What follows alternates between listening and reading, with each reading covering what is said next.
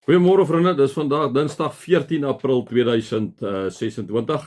Mag dit vir julle 'n mooi dag wees. Kom ons raak net so vir 'n wyle stil.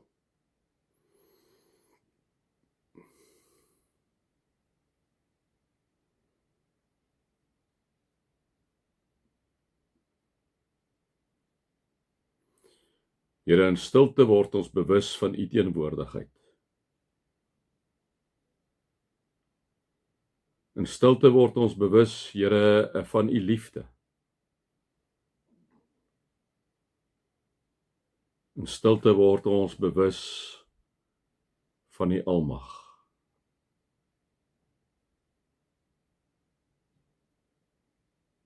Amen. Vriende, mag daar vir julle genade en vrede in oorvloed wees, omdat julle God ken, Jesus ken en die Heilige Gees ken. Vriende, ons begin vandag bietjie by 2 Timoteus 2, ons het stil gestaan by 2 Timoteus 1. Paulus wat met sy geliefde seun amper al praat, dis nie sy seun nie, maar hy noem hom sy seun, my geliefde seun, hierso in vers 2 van hoofstuk 1, sê hy aan Timoteus, my geliefde seun, hy het 'n sagte plekkie in Paulus se hart, Timoteus wat inderdaad besig is om by gemeentes dan ook die evangelie van God te verkondig, né? Dan kom sê hy hierso in hoofstuk 2 van 2 Timoteus, hy sê, jy dan, my seun, wees sterk deur die genade wat ons in Christus Jesus het. Jy dan, my seun, wees sterk deur die genade wat ons in Christus Jesus het. En wat hy daarmee bedoel, vriende, is in daai plek waar hy ook al is en waar hy die evangelie van Jesus Christus verkondig, is daar mos nou 'n klomp aanslaan, 'n klomp ander godsdienste wat die heeltyd amper half wil infiltreer, wat vir mense ander goed wil kom leer. En nou kom sê Paulus net vir hom, wees sterk deur die genade wat ons in Christus Jesus het. My kind, ten spyte van al hierdie goed wat met jou gebeur, kom sê Paulus, wees sterk, maar weet waar jou sterkte lê. Jou sterkte lê juis in die genade van die Here Jesus Christus. Die feit dat Jesus Christus jou onvoorwaardelik liefhet, dat Jesus nie meer kyk na jou sonde nie, hy het in jou plek gesterf vir jou sonde. Daarom wees sterk teen hierdie ander aanslae van dwaalleraars, van jy moet die wet onderhou, dit is hoe jy in die hemel gaan kom. Nee, wees sterk deur die genade van ons Here Jesus Christus, dat jy weet, dat jou heil lê juis daarin, dat Christus vir jou gesterf het aan die kruis, en dat wanneer jy glo, hierdie genade vernietigvry is. Nee.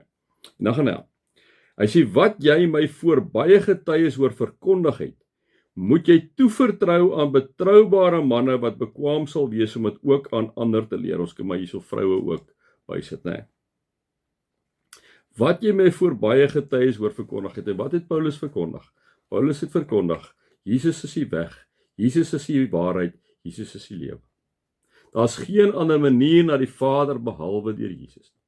Dit is wat Paulus aan mekaar verkondig het. Paulus sê hierso in vers 11 van hoofstuk 1, sê hy, van hierdie evangelie het hy my aangestel as prediker en apostel en leraar. Hierdie evangelie, liewe vriende, het gaan oor Jesus Christus wat gesterf het aan die kruis, opgestaan het, opgevaar het na die hemel en dat hy weer kom. En nou kom sê hy hierso, hy sê, wat jy my voor baie getuies hoor verkondig het, moet jy toevertrou aan betroubare manne wat bekwaam sal wees om dit ook aan ander te leer. En liewe vriende, as ek nou maar net in ons gemeente kyk, is daar 'n klomp mans en vrouens wat ek ook hierdie genade van die Here Jesus Christus, die feit dat Christus vir ons gesterf het.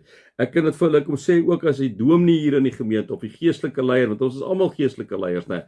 Kan ek hulle toevertrou, want ek weet hulle is absolute toegewyde kinders van die Here, wat dit wat hulle hier in hierdie gemeente van die Here hoor verkondig word, sal gaan oordra aan die ander mense in leierskapsposisies, of by kinders, of by jong mense. Ek vertrou hulle 100%, né? En die Paulus kom sê hierso vir Timoteus, wat jy my voor baie getuies hoor verkondig het, moet jy toevertrou aan betroubare manne, wat bekwaam sal wees om dit ook aan ander te leer. In ons gemeente is daar 'n klomp van sulke mans en vrouens wat absoluut bekwaam is om vir ander mense te loop leer wat dit beteken om 'n kind van die Here te wees. Nee, en dan gaan Paulus aan en sê hy, Timoteus sê hy, dra jou deel van ontberinge soos 'n goeie soldaat van Jesus Christus. En daarin kom sê Paulus eintlik vir Timoteus, hoorie sou maat, jy gaan dit nie maklik hê op hierdie aarde nie.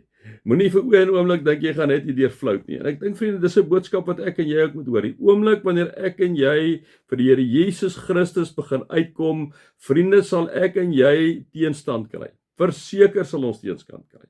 Wanneer ek en jy begin om tot strepe te trek, liewe vriende, sonder om mense te alienate, te vervreem van jou, sal ons moeilikheid kry, maar jy hoef dit nie onbeskof te doen nie, jy hoef dit nie lelik te doen nie.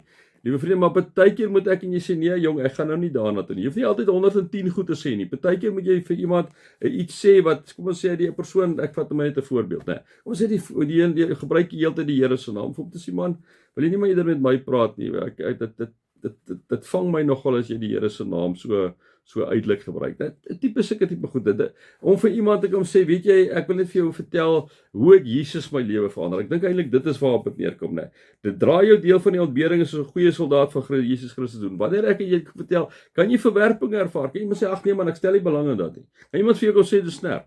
Of soos Klaus wat ook aan die pad gebly het, wat nou oorlede is van die pastorie daar in Milnerton, en vir my gesê het, hy het altyd oor godsdienst gepraat, begin praat, en dan sê hy vir my, nee, maar hy glo nie aan hierdie snerp nie, né? Jy moet weet, dit maak jou partykeer seer wanneer iemand dit sê, liewe vriende, maar juist daai tyd moet jy daai ontberings moet jy dra, moet jy bereid wees om nog steeds ten spyte van dat jy teenslae kry wanneer jy die Here uitleef, wanneer jy hom verkondig deur woord en daad, moet jy nog steeds met liefde dat daai persoon kyk soos wat Jesus ook na jou gekyk het. Dra jou deel van die ontberings soos 'n goeie soldaat van Jesus Christus. Wat jy my voor baie getuies oor verkondig het, moet jy toevertrou aan betroubare manne wat bekwaam sal wees om dit ook aan ander te deel. Jy dan my seun, wees sterk deur die genade wat ons in Christus Jesus het.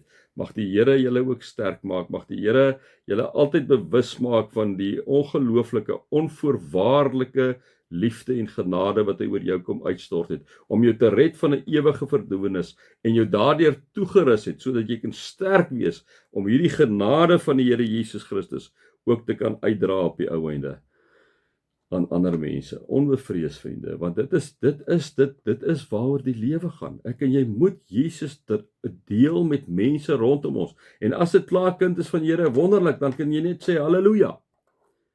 Maar ek en jy moet dit kan uitdra, ek en jy moet kan vir iemand kan sê, ken jy al vir Jesus?